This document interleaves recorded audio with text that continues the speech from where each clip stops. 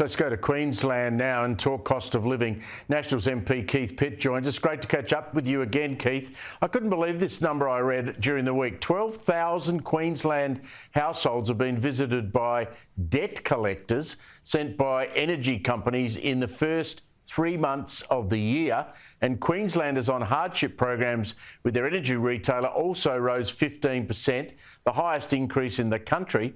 I thought that the Treasurer, Jim Chalmers, the PM, Anthony Albanese, were telling us that power bills were going down. Steve, I think this is just the tip of the iceberg, unfortunately. Can you imagine how many there'll be in this quarter at the end of 30 June? 12,000 people got the debt collector banging on the door. I mean, the companies would have all tried payment plans and everything else, but ultimately they want their money. And you're right, you've got Jim Chalmers out singing the praises of a Labor budget. You've got Chris Bowen saying that increases in power prices are actually decreases. You all don't know how well off you're doing.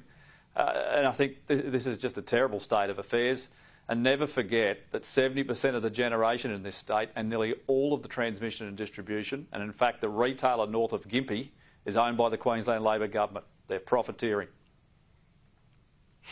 The election was held, now 13 months ago. The government still seems to not willing to take any blame for these price increases.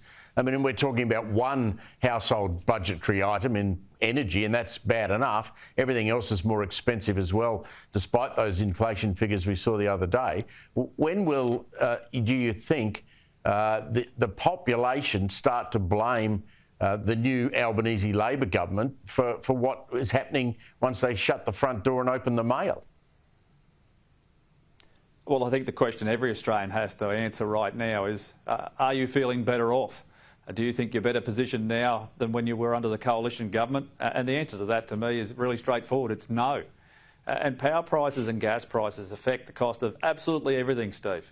Refrigeration alone for food drives up your food costs. Your dollar's worth less. Inflation's knocking around the value of what you earn. I think it's a really dangerous time for people, and for the Australian people in particular.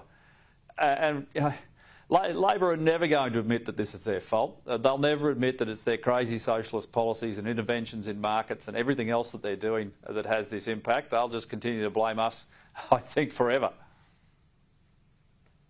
Well, the frightening thing, Keith, is that they continue to run very quickly down this renewable road with Chris Bowen leading the charge, and there seems to be no turning for them. I mean, surely, Jim Chalmers and Anthony Albanese are not silly.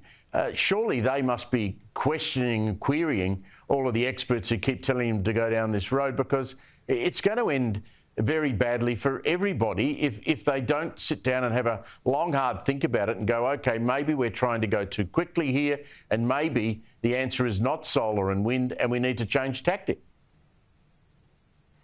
Well, Madeleine King, the Resources Minister, gave a speech this week at the Global Resources Conference, and there was one really important line in it, and that is that for every megawatt of wind power, wind turbine-driven power, you need 9 times the resources of the equivalent for gas.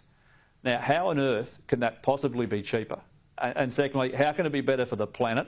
It means you need 9 times as much mining, 9 times as many holes in the ground, 9 times as much diesel and trucks and people and everything else. And yet somehow this is how they intend to save the planet from itself. I think it's mad. It's why I support nuclear. It's why we need to continue to manage our coal-fired power stations. We need to extend them. And the idea that you can do all of this and have it be cheaper for every other Australian, it's just wrong. Well, in Victoria this week, Keith, I mean, they suddenly realised that, oh, well, we've opened up a lot of the coast off the Gippsland for these big wind turbines offshore, but that's not going to be enough room. So they've now looked at the area on the west coast of Victoria, from Portland all the way back to Port Campbell or somewhere as far back as that, and said that we can stick them down there as well. So the entire coast of Victoria is going to have these wind turbines stuck offshore, spinning around, because there's not enough room in the little state of Victoria to put them on land. Well, we've seen Alan Finkel come clean in recent weeks. He wants forests of wind turbines and solar panels as far as the eye can see. I'd rather see a forest of trees. And offshore, I don't want to see hundreds and hundreds and hundreds of these things. They only last for about 20 years. There's a lot of corrosive damage that occurs because it's in the ocean, right? And the idea that you can power the country with something which is unreliable. I've been a farmer. The idea that you've got to look outside every day and decide whether you've got enough power to do what you need to, I don't think any Australian deserves that. We should be able to provide affordable and reliable energy in this country. We have the resources and the people to do it, and we should utilise it for their benefit. We talked last night about this crazy idea from the Palaszczuk government, now seems to have been quickly knocked on the head, to rename Brisbane itself Mianjin for the Brisbane Olympic Games. They say they're now not going to do it. I think they realise it was a pretty dumb idea. But given that Fraser Island name was changed without any consultation that I could see with the wider public, you might not trust the fact that this might not be real. You're on the money. They'll absolutely do things like this, and they'll put it under the banner of treaty or some other arrangement. The online poll at the moment is running at 95% opposed, would you believe? And the change of Fraser Island's name was about the same. There's no majority support for these things, absolutely none. And yet they continue to sneak along, and then magically, lo and behold, here you go. We're going to announce we've changed the name officially. Can you imagine all those businesses on Fraser Island that have Fraser Island tied to their business name, their websites, their bookings, hundreds of millions of dollars worth of advertising over decades, and now it's going to be called something which no one recognises and no one knows where it is. Just briefly, the cashless debit card, there's a bit of data coming out now about what happens when people are actually taking it off it. Services Australia shows a 300% increase in arrests in Ceduna in South Australia, for instance, which is quite incredible. This is a disgrace. Oh, appalling. And we got a tip this morning, and I'm chasing it down now.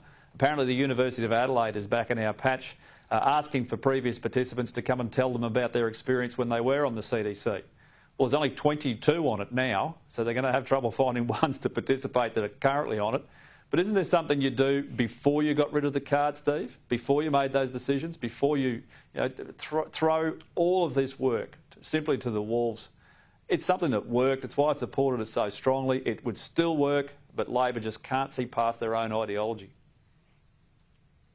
Keep up your good work on that, Keith. It's great to catch up with you. I'll talk to you again soon.